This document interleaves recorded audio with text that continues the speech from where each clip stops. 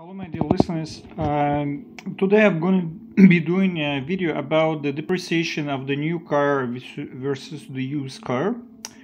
Based on my own experience, I found this very important because most of us consume cars and we consume lots of it. So as well to understand the mechanics of the most important component is the car depreciation. So you can manage and we can benefit from it.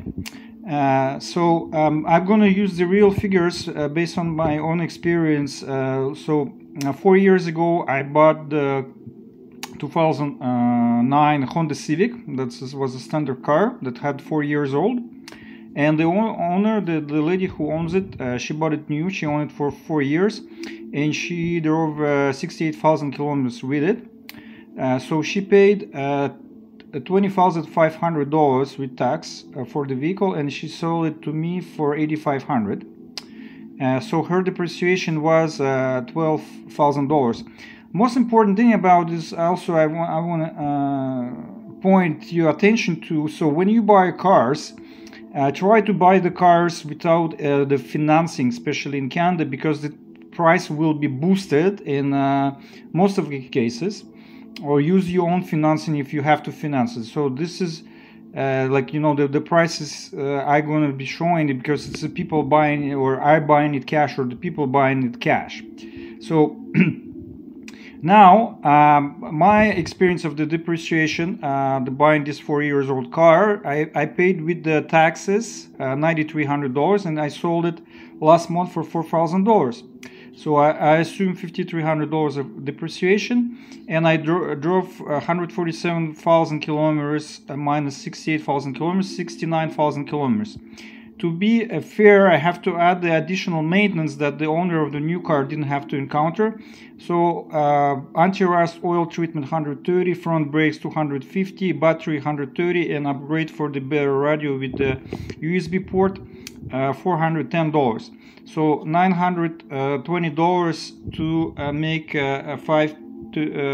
300 plus this $6,200 versus $12,000. So the difference is $5,700. And now there is two vectors of depreciation over time we should take. I take it by per 1,000 kilometers. Okay, per 1,000 kilometers, how much it costs to drive per 1,000 kilometers. And how much it costs per month. So there is for mileage and over time.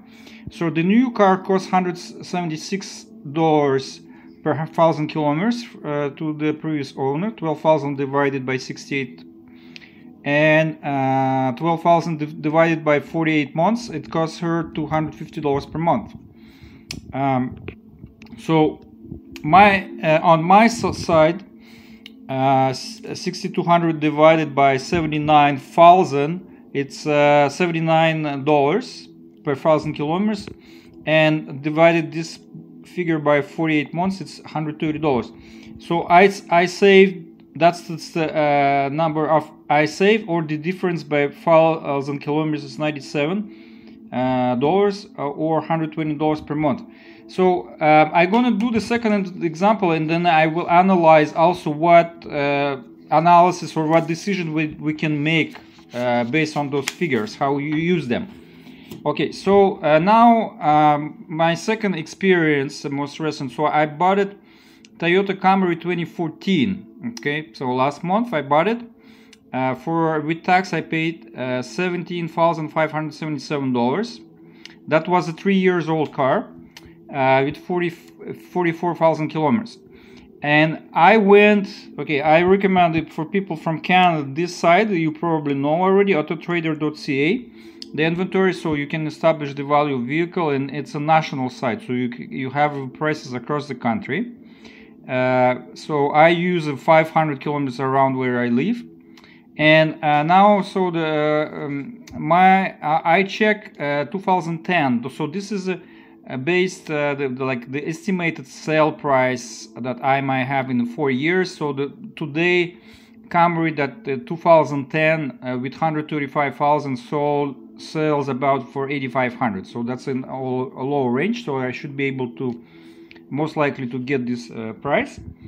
My going depreciation will be about $9,000 if I drive 80,000 kilometers, or 113. So this 9,000 divided by 80, 113 per 1,000 kilometers, or $189 per month. So here the first owner over the 3 years drove 54,000 kilometers. So and depreciation. So I assume, let's say, well, the car was pretty recent, so I couldn't buy it privately. I have to buy it from the dealer. But I will assume that the owner get this money in my calculation. So $32,000, that's with tax, that's the price of the new car like this right now, and minus the price I pay without taxes. So depreciation, the first one I encountered was $16,700. So it's more than 50% just driving this. So that's the first thing. Like, you know, buying new cars, you have to think. So it will depreciate in the first 3 years, most likely more than 50%. Okay. Now per 1,000 kilometers it's 309, and per month it's 464. So the differences are here. 309 minus $1,396 per 1,000 kilometers, or per month it's 464 minus 189. So I cannot really compare 3 years versus the 3 years like this global price, because I have to put it on the same schedule. So what I did, the difference per month, okay, so I will be saving $275 per month times 48. I save on this car compared to the new car, buying it new, it's $13,200. And I have to subtract extra maintenance that I estimate about $2,000 in the next 4 years. So the net will be $11,200. So let's say about the decision you can make based on this. If, let's say, you driving not a lot, like you buying very few, you can buy a car that has like, you know, couple years and maybe higher mileage, right? And then it's going to be hit with because the mileage gonna be taking lots of depreciation there, so you will be getting at a discount. And if you use it with the low mileage, you will sell it to the average market price over time. In other side, if the person, let's say, drive 30,000 kilometers and more, I would look for the got with the low mileage, but maybe 4 or even 5 years. Like there's cars of 4 or 5 years with the low mileage, but they got hit with like, you know, depreciation over time. So if you drive over 30,000 kilometers per year, and you buy, let's say, 4 years old car that has 100,000 kilometers, you will get it at a good, like, you know, it will be a lower price. So if you do the high mileage, you will get, you know, less. Your 1,000 kilometers will cost you less. So that's the point of you know, this analyzing this and making a decision. And please share your own experience and your own ideas, so I can learn from your comments. Thanks for watching.